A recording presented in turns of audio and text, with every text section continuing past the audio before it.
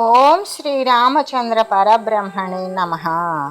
ఓం నమో వశిష్ఠ విశ్వామిత్ర వ్యాస వాల్మీకి సుఖాదిభ్యః. ఓం శుక్లాంబరధరం విష్ణుం శశివర్ణం చతుర్భుజం ప్రసన్నవదనం ధ్యాయేత్ సర్వవిఘ్నోపశాంతయే. ఓం నమో బ్రహ్మాదిభ్యో బ్రహ్మ విద్యా సంప్రదాయ కర్తృభ్యో వంశ ఋషిభ్యో మహద్భ్యో నమో గురుభ్యః. ఓం శ్రీరామో రామభద్రస్య రామచంద్రస్య శాశ్వత రాజీవలోచన శ్రీమాన్ రాజేంద్రో రఘుపుంగవ. శ్రీ యోగవాసిష్టము స్థితి ప్రకరణము. అయితే అందువలనే మూలమైనటువంటి అజ్ఞాన సహితముగా మనస్సును సంపూర్ణముగా నశింపజేయాలి. అలా నశింపజేస్తే తప్ప మరి ఇక ఈ దృశ్యానర్థ సంక్షయ రూపమైనటువంటి మోక్షం పొందాలి అంటే వేరొక ఉపాయం ఏమైనా ఉన్నదా అంటే ఏమీ లేదు. ఏ విధంగా అంటే ఈ జగద్రూప దృశ్యం యొక్క సర్వదా ఎప్పుడు ఈ జగద్రూపము అనేది లేనిదే, ఉన్నటువంటిది పరమాత్మ స్వరూపము తప్ప మరొకటి లేదు అనే భావమే మోక్షానికి ఉపాయము. అది తప్ప మరొకటి లేదు. చిదాకాశస్య బోధోయం జగద్భాత తీతి అత్సితం అయం సోహమిదం నాహం లోకే చిత్రకథాయత. ఆత్మ సాక్షాత్కారము చేత ఈ చిదాకాశ మాత్రము ప్రబోధము అంటే ఆత్మ సాక్షాత్కారము అయిన తరువాత చిదాకాశ మాత్ర ప్రబోధమే అంటే ఈ జగత్తంతా కూడా చిన్మాత్రమైనటువంటి బ్రహ్మమే. లేశమైన ఇందులో ఈ చిన్మయ రూపము కానిది ఇంకొకటి లేదు అనే జ్ఞానము ఎప్పుడైతే పరిపక్వమవుతుందో అప్పుడు వీడు దేవుడే అవుతాడు. అంతేకాని ఈ మాతాపితరులకు నేను జన్మించాను, ఇది మరి ఒకని దేహము, ఇవి వాని గృహాదులు, ఇట్టి అజ్ఞానుల యొక్క వ్యవహారమైనటువంటి జగస్థితి అంతా కూడా చిత్రకథా రూపాన్ని పొందుతూ ఉంటుంది. అంటే మిథ్యలాగానే కథలాగానే తోస్తుంది. ఎప్పుడైతే ఆత్మ సాక్షాత్కార రూపము చేత ఈ జగత్తు యావత్తు బోధైక రసమైన జ్ఞాన మాత్రమే అయిన చిదాకాశమే తప్ప ఇక్కడ అణుమాత్రమైన అయినా కూడా ఈ చిద్రూపము కానిది, ఈ పరమాత్మ కానిది లేదు అనే జ్ఞానము ఎప్పుడైతే వాడికి నిండి ఉంటుందో అప్పుడు ఈ శరీరము, ఈ అహంకారము, ఇతరుల యొక్క శరీరాలు, గృహాలు, క్షేత్రాలు, ఆరామాలు మొదలైనవన్నీ కూడా లోక ప్రసిద్ధ పామర వ్యవహారం అంతా కూడా ఈ చిత్రమందలి అంటే కథలాగానే మిథ్యలాగానే అనిపిస్తూ ఉంటుంది అని చెబుతూ ఈ పర్వతము, ఈ పృథ్వ్యాదులు అంటే ఈ యొక్క పంచభూతాదులు, మరి సంతోషాదులు, కల్పక్షణాలు, కల్పాలు అనేటువంటివి, జన్మము మరణము అనేటువంటివి, కల్ప మహాకల్పాలు, వాటి యొక్క అంతరాలు, ఈ దృశ్యమానమయ్యేటువంటి ఈ సృష్టి యావత్తు శృతి ప్రసిద్ధమైనటువంటి సృష్టి ఆరంభమున ఆకాశాదులు యొక్క సృష్టి క్రమము, ఈ పంచభూతాల యొక్క సృష్టి క్రమము, కల్ప లక్షణాలు, కోట్ల కొలది బ్రహ్మాండాలు, భూతకాల భవిష్యత్కాల వర్తమాన కాలాల్లో ఉన్నటువంటి సృష్టి అంతా కూడా మరి దేవతలు, మనుష్యులు మొదలైనటువంటి వారు నివసించే ఈ చతుర్దశ భువనాలు కూడా, అంతేకాదు సప్తద్వీప ప్రదేశాలు, కృత, త్రేత, ద్వాపర, కలియుగాది మొదలైన కాలకల్పనలు ఇవన్నీ కూడా చిత్రకథా న్యాయమునే అంటే కథలో వర్ణించబడినటువంటి న్యాయంగానే చూపించబడుతూ ఉన్నవి. యథార్థంగా ఇవన్నీ కూడా ఆవరణరహితాలే అని చెబుతూ, అంతేకాదు అనంతమైనటువంటి చిదాకాశమున ఏ చిత్స్వరూపమైతే ఉన్నదో అది పూర్వం ఎలా ఉన్నదో ఇప్పుడు కూడా అలాగే ఉన్నది. ఇప్పుడు కూడా ఆ విధంగానే స్ఫురిస్తూ ఉన్నది. ఇంకా కూడా ఏ విధంగా అంటే గవాక్షాంతర్గతమైనటువంటి కిటికీ సందుల్లో నుండి వేసినటువంటి ఛిద్రమైనటువంటి పరమాణువులందు పరిచ్ఛిన్నమైనటువంటి సూర్యకాంతిలాగానే అప్పుడు మాత్రమే సూర్య రశ్మి అనేటువంటిది మనం నిశితంగా చూడగలుగుతాం. అలాగా ఆ కాంతిలాగానే ఈ పదార్థాల అన్నింటి యందు కూడా మహాచైతన్యం యొక్క చిదాభాసాలు ఏమీ లేకనే సర్వము తానై ఉంటుంది. అని తెలియజేస్తూ ఏ విధంగా ఉంటుంది అంటే ఇక్కడ మనం భిత్తి యందు చిత్రింపబడినటువంటి చిత్రం యొక్క రూపము అంటే గోడ మీద ఒక బొమ్మను గీశారు. ఆ బొమ్మ అనేటువంటిది రూపం కలిగి ఉన్నది. అది చెరిపివేశాం, ఏమైంది? అది లేకుండా పోయింది, శమించిపోయింది. అయితే గోడ మీద బొమ్మ పోయిందేమో కానీ గోడ పోయిందా?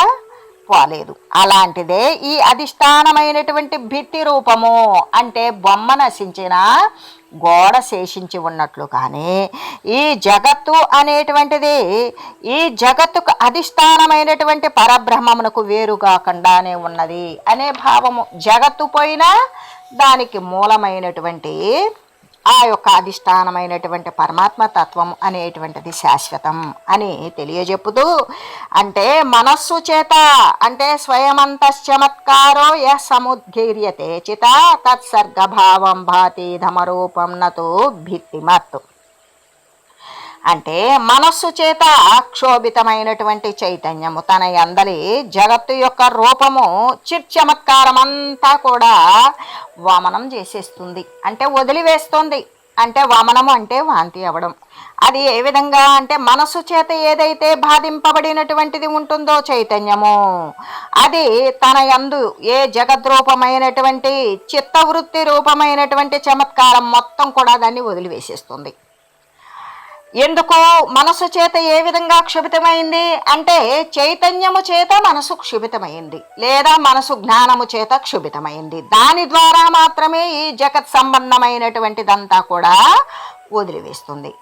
అది ఈ సృష్టి. కాబట్టి యథార్థముగా ఈ సృష్టి రూపరహితమే అవుతుంది, కానీ గోడ యందలి చిత్రంలాగా కానే కాదు. అంటే గోడ మీద ఉన్నటువంటి చిత్రము సాకారమే కదా, కానీ గోడ యందలి చిత్రములాగా సాకారంగా ఇది కనబడదు.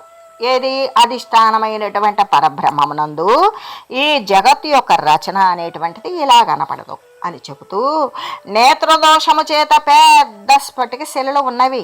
ఆ స్ఫటిక శిలల్లో అనేక రేఖలు కదులుతూ ఉన్నట్లుగా కనబడకపోతే ఆత్మస్వరూపమున అంటే అది మామూలుగా అయితే కదులుతూనే ఉంటాయి. ఇప్పుడు కదలడం లేదు అంటే అది మన యొక్క నేత్ర రోగం. కాబట్టి ఆ నేత్రం యొక్క దోషము చేత వాటిని మనం చూడలేకపోయాం. అలాగే ఆత్మస్వరూపంలో ఈ బ్రహ్మాండం అంతా కూడా ఉత్పన్నమే కాలేదు. ఉత్పన్నమే కానటువంటి ఈ జగత్తు మరి నశిస్తుందా అంటే అలా కూడా కాదు.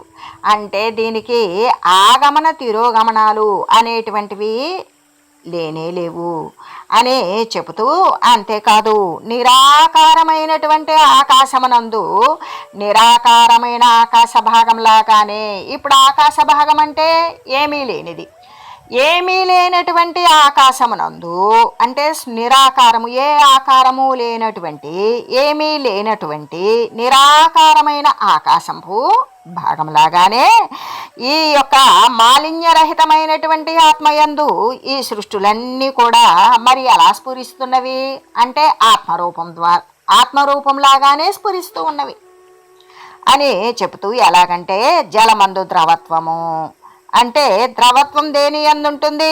జలమందే ఉంటుంది. వాయువునందు చలనత్వము, వాయువు అంటే చలనం ద్వారానే ఇది వాయువు అని గుర్తించగలం. అలాగే సముద్రమందు ఆవర్తనము, సుడిగుండాలు ఎక్కడ వస్తాయి? సముద్రమునందే వస్తాయి. అలాగే ఈ యొక్క గుణవంతుని యందే గుణాలు ఎట్లుగా ఉన్నవో అలాగే పరమాత్మ యందు మాత్రమే ఈ జగత్తున్నది. అంటే పరమాత్మ కంటే భిన్నమైన వస్తువు లేదు అని అనేక దృశ్యాలతో కూడుకొని, ఉదాహరణతో కూడుకొని ఖండించవలసినది ఖండిస్తూ, ఆపాదించవలసినది ఆపాదిస్తూ ఈ విధంగా బోధ అనేటువంటిది సుగోచరమయ్యేటట్లు తెలియజేస్తూ, అంతేకాదు విజ్ఞాన ఘనము ఏకరసము, అది ఎటువంటిది? కేవలము జ్ఞానము అంటే తెలియబడేది. విజ్ఞాన ఘనము అంటే అనుభవయోగ్యమైనది, అనుభవించినటువంటిది, అనుభవించగా మిగిలినటువంటి జ్ఞానము ఏదైతే ఉన్నదో అంటే అనుభవ రూప యోగ్యమైనటువంటి దానిని అనుభవ జ్ఞానము అని చెప్పవచ్చు. అటువంటి విజ్ఞాన ఘనము ఏకరసము ఒక్కటే అయ్యున్నది. అది ఎలా ఉంటుంది అంటే శీతలత్వముతో శాంతముతో కూడుకొని అది మధ్య రహితము లేనటువంటి అనంతములైనటువంటి బ్రహ్మమే అది ఉత్పత్తి నాశము మొదలైనటువంటి క్రియలతో కూడిన ఈ జగద్రూపంలో ఆ విధంగా వ్యాప్తమై ఉన్నది. కానీ జగత్తు అనేటువంటి మరో పదార్థం బ్రహ్మము కంటే అన్యముగా లేనే లేదు అని తెలియజేస్తూ, ఏ విధంగా అంటే సహకారి కారణాల యొక్క అభావము చేత, అంటే అక్కడ సహకరించేటువంటి కారణాలు ఏమైనా ఉన్నవా అంటే లేవు. ఆ లేని కారణం చేత అదేమైంది, శూన్యములాగానే ఉన్నది. ఏమీ లేనటువంటి దాని చేత ఏమీ లేకుండానే ఉండి శూన్యములాగానే, ఏ విధంగా ప్రకృతి నుండి ఆత్మరూపమైనటువంటి ఈ జగంబులు ఉదయించుచున్నది అనేటువంటి, అంటే ఏమీ లేనటువంటి సహకార కారణాలు లేమి చేత అభావము చేత శూన్యములాగా ఉండేటువంటి ప్రకృతి నుండి, ఈ ప్రకృతి నుండి ఆత్మరూపమైనటువంటి ఈ జగాలన్నీ కూడా ఉదయిస్తున్నవి అనేటువంటిది సాంఖ్యులు అనేటువంటి మతాన్ని అనుసరించేటువంటి వారి యొక్క కథనం ఎలా ఉంటుందంటే, ఇది సరి అయినది కాదు అని చెప్పేటువంటిది. వీరి యొక్క కథనం ఎలా ఉంటుంది అంటే, శూన్యములా ఉండి ప్రకృతి నుండి ఆత్మరూపమైన ఈ జగాలు ఉత్పన్నమవుతున్నవి అని చెప్పే వీరి యొక్క కథనం పిచ్చివాని చేష్టలా ఉంటుంది, అంటే ఉన్మత్తుని యొక్క చేష్టలాగానే ఉంటుంది అని చెబుతూ, కాబట్టి ప్రశాంత సర్వార్థ కళాకలంకో నిరస్త నిశేష వికల్పతల్ప చిరాయ విద్రావిత దీర్ఘ నిద్రో భవ భయోభూషిత భూహ ప్రబుద్ధ. అయితే రామ, కల్పనారూపమైనటువంటి కలంకములేవి కూడా లేకుండా స్వప్న రూపాలైనటువంటి ఈ దృశ్య వస్తువులను గూర్చినటువంటి ఏ వికల్పాలైతే ఉన్నవో వాటినన్నింటినీ తొలగించి వేసి అవిద్య అనేటువంటి దీర్ఘమైనటువంటి గాఢ నిద్ర లేదా గాఢ తమస్సుని సంపూర్ణంగా పారద్రోలేసి నిర్భయుడవై కేవలము ఆత్మజ్ఞానము చేత నీవు జాగృతిని పొందుము. అటువంటి మెలకువ ఎందే బ్రహ్మవిద్ సభారూపమైనటువంటి బ్రహ్మవిధులు, మూర్తీభవించినటువంటి బ్రహ్మవిధులు, బ్రహ్మవిద్ బ్రహ్మైవ భవతి. ఏ బ్రహ్మజ్ఞానాన్ని పొందినటువంటి బ్రహ్మవిధులు సభంతా నిండి ఉంటారో ఆ సభలాగా ఈ భూమండలాన్ని మొత్తం కూడా నీవు అలంకరింపు అని చెబుతూ, ఏ విధంగా రామ సమస్త పదార్థ రూప కలంకాలు ఏవి కూడా శమించి, మొత్తం ఈ కలంకాలు ఎన్నైతే ఉన్నవో అవన్నీ కూడా లెస్సగా శమించిన వాడవై స్వప్న రూపాలైనటువంటి ఈ దృశ్య వికల్పాలన్నీ కూడా తొలగించి వేయు. అవిద్యారూప దీర్ఘ నిద్రను, గాఢ తమస్సును స్వస్వరూపానుదర్శనము చేత, జాగ్రత్త చేత, ఆ యొక్క మెలకువ చేత నువ్వు వాటిని పారద్రోడు. తమస్సు నుండి మేల్కాంచి నిర్భయుడివై భయము లేని వాడివై బ్రహ్మవేత్తల యొక్క సభను అలంకరించి ప్రసిద్ధుడివై వెలయు. ఏ విధంగా అంటే బ్రహ్మవేత్తలు మరి అలంకరించినటువంటి సభ ఏ విధంగా ఉంటుంది, బ్రహ్మ జ్ఞానముతో నిండివై పరబ్రహ్మ సత్తాతో అలరారుతూ ఉంటుంది. అటువంటి యొక్క దానినే నువ్వు అనుసరించు. ఆ సభలందే బ్రహ్మజ్ఞానమునందే ఆసీనుడు వయ్యుండు అని చెబుతూ చెప్పారు శ్రీ వశిష్ఠ మహర్షి. అప్పుడు శ్రీరాముడు ఇలా అడుగుతూ ఉన్నాడు, మహాకల్పాంత సర్గాదౌ ప్రథమాసౌ ప్రజాపతి స్మృత్యాత్మా జాయతే మన్యే స్మృత్మాత్మైవ తతో జగత్. ఓ మునీశ్వర, మహాకల్పాంతమందు సృష్టి ప్రారంభమునందు, అంటే నశించిపోయేటప్పుడు సృష్టి ప్రారంభమునందు కూడా ప్రథమ ప్రజాపతి స్మృతి రూపుడై జన్మిస్తాడు.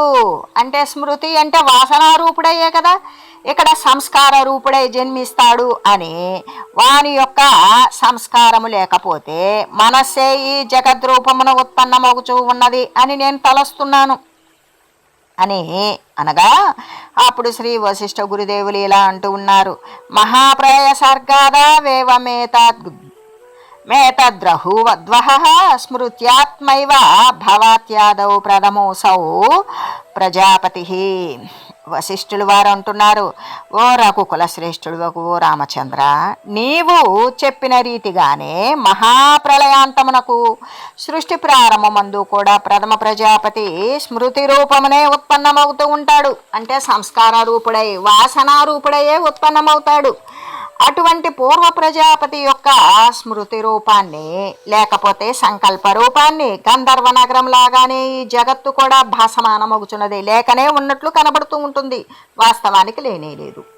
ఈ విధంగా స్మృతి అందే సంకల్ప రూపమున ఈ జగస్థితి అంతా కూడా స్థితి కలిగి ఉన్నది. ఎలాగంటే మట్టిలాగానే, ఏ విధంగా మృత్తికాదుల వలనే ఈ పంచభూతాలలాగానే అచేతనమైనటువంటి ప్రధానానికి స్మృతి అనేటువంటిది ఉంటుందా అంటే ఎప్పటికీ ఉండదు. ఇంకా ఆకాశమున మహావృక్షములాగానే జన్మాది వికారరహితుడుకు పరమాత్మ ఎందు స్మృతి అనేది ఎక్కడ? ఆకాశము అంటే ఏమీ లేని దానిందు మహావృక్షము ఉంటుందా? ఉండదు కదా. అలాగే జన్మము, జర, మరణము అనేటువంటి ఏ మార్పులు చేర్పులు లేనటువంటి, ఏ పరిణామానికి కూడా లోను కానటువంటి వికారరహితుడైనటువంటి ఆ పరమాత్మ యందు ఈ వాసన, ఈ స్మృతి అనేటువంటిది ఉంటుందా? ఉండదు కదా అని శ్రీ వశిష్ఠ దేవులు చెప్పగా అప్పుడు శ్రీరామచంద్రుడు అడుగుతున్నాడు, నా సంభవతి కిం బ్రహ్మాన్ సర్గాదౌ ప్రాక్తని స్మృతి మహాప్రళయ సమ్మోహైర్నశ్యతి ప్రాక్ స్మృతి కథం. ఏమడుగుతున్నాడు? ప్రతి దినము కూడా జీవుడు అనుభవించేటువంటి సుషుప్తి వంటిదే కదా ప్రళయం అంటే. ఇక్కడ ప్రళయము అంటే ఏమీ తెలియబడినటువంటి, తనను తాను మరిచినటువంటి స్థితియే సుషుప్తి. అంటే ఏమీ తెలియబడిన స్థితి, చివరకు తన శరీరంతో సహా, అంటే గాఢమైనటువంటి తమస్సు, అదే కదా ప్రళయం అనేది. అలాగైనప్పుడు సుషుప్తు నుండి మేల్కాంచిన తర్వాత జీవునికి పూర్వపు స్మృతి ఉండునట్లుగానే సృష్టి ఆది యందు కూడా, సృష్టి ప్రారంభం నందు కూడా ప్రజాపతి యందు స్మృతి అనేది ఎందుకయ్యా పుట్టదు? ఏ విధంగా గాఢ తమస్సు అంటే ఇప్పుడు మనం ఏమని చెప్పుకున్నాం అంటే సుషుప్తి అంటే గాఢ తమస్సు, తెలియని స్థితి. అది ప్రళయము అని చెప్పినప్పుడు, ప్రళయాన్ని దాంతో పోల్చినప్పుడు అట్లయినట్లయితే ఈ సుషుప్తి తర్వాత మేల్కాంచడం అనేటువంటిది ఉంటుంది కదా. ఈ మేల్కాంచడం అనేది మనం సుషుప్తికి అంటే నిద్రకు పోకముందు ఉన్నటువంటి సంగతులన్నీ కూడా ఈ యొక్క మేల్కాంచినప్పుడు జీవునికి ఉన్నట్లుగానే, అదేవిధంగా ఈ ప్రళయం నందు కానీ లేదా సృష్టి ప్రారంభంలో కానీ ఈ ప్రజాపతులు అంటే సృష్టికారకులు ఉన్నటువంటి వారికి మళ్ళీ కూడా గత శరీరంలో వదిలివేస్తారు, మళ్ళీ క్రొత్త శరీరంతో ముందు విషయాలన్నీ మరిచిపోతారు అని చెప్తూ ఉన్నారు కదా. అలా అయినప్పుడు మరి ఈ ప్రజాపతి అంటే ప్రజలను సృజించేటువంటి వారి యొక్క స్మృతి ఎందుకయ్యా సంభవించదు? ఎందుకు పుట్టదు? ఇంకా మహాప్రళయం యొక్క ప్రబలం యొక్క మోహము చేత పూర్వకల్ప సంస్కార జనితమైనటువంటి స్మృతి ఎందుకు నశిస్తుంది, ఎట్లా నశిస్తుంది అని అడిగాడు. అప్పుడు శ్రీ వశిష్ఠ గురుదేవులు ఈ విధంగా చెప్తూ ఉన్నారు, ఏ మహాప్రళయే ప్రాజ్ఞాః సర్వే బ్రహ్మాదయా పురా కిల నిర్వాణమాయాతాస్తే వశ్యం బ్రహ్మతాం గతాః. ఓ రామ, పూర్వము జనించినటువంటి బ్రహ్మలందరూ జ్ఞానులే. ఎన్ని సృష్టి ఆరంభాలు వచ్చినవో ఆ సృష్టి ఆది రచనకు మూలకర్త అయినటువంటి ఎంతమంది బ్రహ్మలైతే ఉన్నారో సృష్టికర్తలు, వారంతా కూడా బ్రహ్మజ్ఞానులే. వాళ్ళంతా బ్రహ్మలే, జ్ఞానులే. అందువలన ఏమవుతున్నారు, వారంతా కూడా మహాప్రళయ కాలంలో వాళ్ళంతా ముక్తులైపోయారు. మళ్ళీ ఇంకొక వాసనతో కూడి శరీరాన్ని తీసుకోలే.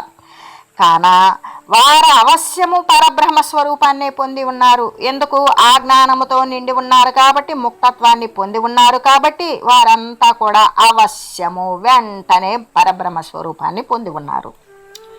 ప్రాక్తనః స్మృతేః కర్త తస్మాత్ కథయ సువ్రత స్మృతిర్నిర్మూలతాం యాత స్మరోన్ముక్త తయాయతః.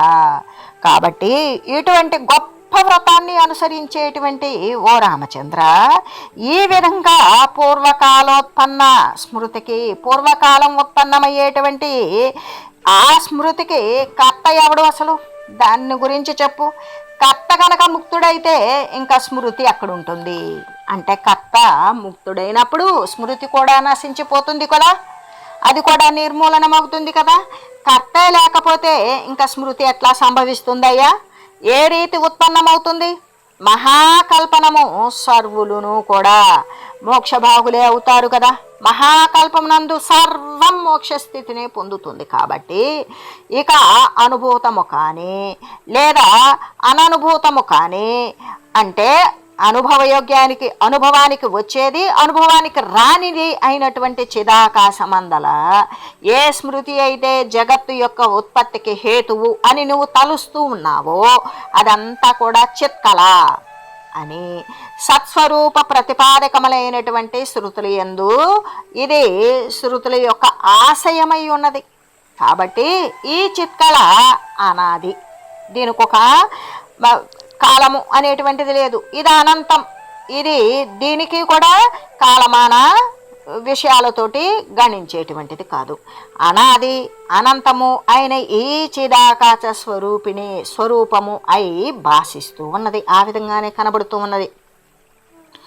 స్వయంభూ అయినటువంటి పరమాత్మ ఏ మాత్రమే జగద్రూపమున ఉన్నాడు అని నీవు తెలియ. ఇక్కడ జగత్తు అనేది మళ్ళీ ఒక ప్రత్యేకమైనటువంటిది లేదు, జగత్ రూపంలో కనబడేది కూడా పరమాత్మే అని చెబుతూ అనాదికాల సంసిద్ధం యద్భానం బ్రహ్మణో విజం బ్రహ్మణో నిజం సాతివాహికో దేహో విరాజో జగదాకృతి. అనాదికాల సిద్ధమైనటువంటి ఆది ఇక్కడ అని చెప్పలేనటువంటి కాలంలో సిద్ధించినటువంటి బ్రహ్మం యొక్క నిజరూప ప్రకాశమే ఈ బ్రహ్మాండ దేహానికి ఉపాదాన కారణము, జగదాకారము, సూక్ష్మ శరీరమైను కూడా అయి ఉన్నాడు. కాబట్టి ఇదంతా కూడా పరమాత్మే. అంటే పొందదగినది, పొందినది, పొందబోయేది సర్వము కూడా ఈ జగదాకారంలో ఉన్న ఉపాదాన కారణం అని చెప్పినా, ఈ సూక్ష్మ శరీరము అని చెప్పినా ఇదంతా కూడా పరమాత్మ తప్ప మరొకటి లేదు అని నీవు గ్రహించు. ఎలాగంటే దేశము, కాలము, క్రియ, ద్రవ్యాలతో కూడినటువంటి పగలు రాత్రి క్రమాన్వితాన్ని బట్టి మేఘాలు, ఆకాశాలు మొదలైన వాటితో కూడినటువంటి ఈ ముల్లోకాలు, సత్వరజస్తమో గుణాలు అంటే దేవలోక, మనుజలోక, ధనుజలోకాలు, రాక్షసలోకాలు, పాతాళలోకాలు, రసాలోకాలు, ఇటువంటివే ఈ మూడు లోకాలు. కాబట్టి ఈ త్రిలోకమంతా కూడా పరమాణువునందే భాషిస్తుంది. ఒక్క పరమాణువు, అణువు అంటేనే కంటికి గోచరము కానది. ఇక కొన్ని పరమాణువుల యొక్క కూడికయే అణువు. ఇక్కడ ఒక పరమాణువునందే అంటే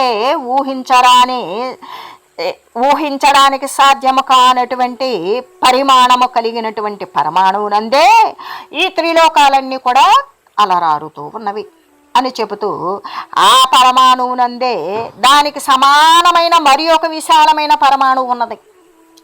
ఒక్క చిన్ని పరమాణువునందు ఏముంది అంటే త్రిలోకాలతో కూడినటువంటి మరి లోకాలు ఉన్నవి. ఆ లోకాలు ఒక్క పరమాణువునందుంటే అదే పరమాణువు లాంటి విశాలమైన పరమాణువు ఇంకొకటి ఉంటే దాని యందు కూడా అలాగే ఉన్నవి.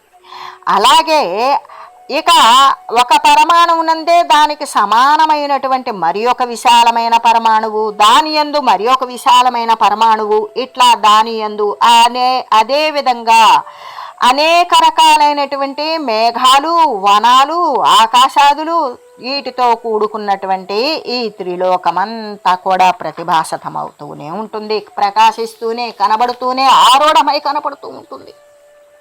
మరలా కూడా దాని యందు దానికి సమానమైన మరొక పరమాణువు ఉంటుంది. అందులో కూడా పూర్వము చెప్పుకున్న రీతిగానే ఈ ముల్లోకాలు భాషిస్తాయి, కనబడతాయి. ముల్లోకాలు అన్నప్పుడు సత్వరజస్తమో గుణాల వ్యవహారితమైనటువంటి సర్వ ఉపాధి సహితమైనటువంటిది ముల్లోకాలు. అక్కడ దేవతల, మనుజుల, లేకపోతే రాక్షసుల, లేదా జంతుజాల, స్థావర జంగమాదుల, పర్వత వనాదుల, సముద్రాల, భూచరాల, జలచరాల, లేకపోతే పంచభూతాల అనేటువంటివి ఇది అని చెప్పడానికి సాధ్యము కానటువంటిది ఈ గుణత్రయ సమ్మిశ్రంతో ఏర్పడేటువంటి త్రిలోకాలు ఒక్క పరమాణువునందు మరి ఒక దాని యందు మరి ఒకటి, ప్రతి పరమాణువునందు కూడా అనేక లోకాలు కలిగి ఇలా కనబడుతూ ఉంటూనే ఉంటాయి. ఇలా మరి ఈ వ్యవస్థారూపమున ఒకదాని యందు మరొకటి, గుర్చబడి ఎట్లా అంటే దృశ్యమానం అవుతున్నది. ఇవన్నీ కూడా మనకి అందుకే అనంతంగా కనపడుతుంది జగము అనేది. కానీ నిజముగా కూడా ఓ ప్రియుడమైనటువంటి ఓ రామ, నిజంగా ఇది విచారించి చూస్తే ఇదంతా సత్యము కానే కాదు. మళ్ళీ ఇదంతా ఇప్పుడు అదంతా ఉన్నదని చెప్పుకొచ్చి మళ్ళీ ఇదంతా అసత్యమే అని తెలియజేస్తూ, కాబట్టి ఓ అనగాత్ముడవైన ఓ రామ, పాపరహితుడవగు ఓ రామచంద్ర, ఇట్లు పరమైనటువంటి అభ్యుదయాన్ని పొందినటువంటి జ్ఞానుల దృష్టి యందు సత్స్వరూపమునకు అంతము లేనే లేదు. అదే అజ్ఞానుల దృష్టి యందులైతే ఈ మిథ్యారూపానికి అంతం లేదు. జ్ఞానుల దృష్టి యందు ఈ సత్పదార్థం కంటే పరమాత్మ తత్వం కంటే మరొకటి లేదు. ఈ పరమాత్మ తత్వమే అంతము లేనిదిగా సర్వవ్యాపకమై కనబడుతుంది జ్ఞానుల దృష్టి యందు. అదే అజ్ఞానుల దృష్టి యందైతే మిథ్యారూపముతో కూడినటువంటి జగత్ సంబంధమైన చిత్ర విచిత్రమైనటువంటి కాల వ్యవహారాదులకి ఏమాత్రము అంతము లేదు అని చెబుతూ, అంటే లేనిదాని యందు అంతము లేకుండా అజ్ఞాని చూస్తాడు, ఉన్నదాని యందు అంతము లేకుండా జ్ఞాని చూస్తాడు అని చెబుతూ, బుద్ధం ప్రతీరం బ్రహ్మైవ కేవలం శాంతమవ్యయం అబుద్ధం ప్రతిబుద్ధ్యైవ తద్భాసురం భువనాన్వితం. జ్ఞానుల యొక్క దృష్టి యందు ప్రపంచమంతా కూడా నాశరహితము, శాంతము అయి కేవల పరబ్రహ్మ భావము చేత ఉంటుంది. అదే అజ్ఞానుల దృష్టి ఎందైతే ఈ చతుర్దశ భువన రూపంలో ఉన్నదన్నీ కూడా వాడికి సత్యముగానే కనబడుతుంది. ఎందుకు? వాడిని ఆవరించి ఉన్నటువంటి అజ్ఞానమే వస్తుతత్వంగా ఉన్నది. జ్ఞానిని ఆవరించి, జ్ఞాని దేనిని ఆవరింపచేసుకున్నాడు? ఏ పరబ్రహ్మ వస్తువు అయితే ఉన్నదో అంతకుమించి మరొకటి లేదు. కాబట్టి సద్రూపంలో ఉన్నటువంటి పరమాత్మ కేవల పరబ్రహ్మాన్ని మాత్రమే వాడు జ్ఞాని చూడగలుగుతున్నాడు అని చెబుతూ, ఈ బ్రహ్మాండమందు ఎట్లు వృద్ధి చెంది భాషిస్తూ ఉన్నదో అలాగే ఇంకొక కోట్ల కొలది బ్రహ్మాండములు ఒక్కొక్క పరమాణువునందు కూడా భాషిస్తూ ఉన్నవి. ఈ బ్రహ్మాండం ఎట్లు అంటే ఇక్కడ 14 భువనాలు 14 బ్రహ్మాండాలు అని చెప్తాం కాదు, బ్రహ్మాండాలు కోట్ల కొలది ఉన్నవి. అయితే ఈ బ్రహ్మాండం ఎట్లు, ఇది ఏ విధంగా అభివృద్ధి చెందుతుంది, ఎలా కనబడుతుంది అంటే, అలాగే ఇంకా ఇవి అట్లా కనబడుతున్నవో అట్లాగే కోట్ల కొలది బ్రహ్మాండాలు ప్రతి ఒక్క పరమాణువునందు కూడా ఉత్పన్నమై వృద్ధి చెంది ఆ విధంగా కనిపిస్తూ ఉన్నవి అని చెబుతూ, యదా స్తంభే పుత్రికాంతస్తస్యాః స్వాంగేషు పుత్రిక తస్యాస్య పుత్రికాస్త్యంగే తదా త్రైలోక్య పుత్రిక. ఎలాగంటే స్తంభమునందు విగ్రహం చిక్కుతాడు. ఆ విగ్రహం యొక్క విగ్రహము అంటే అన్ని అవయవాల సహితంగా ఒక విగ్రహం తయారవుతుంది. దేని యందు? స్తంభమునందు.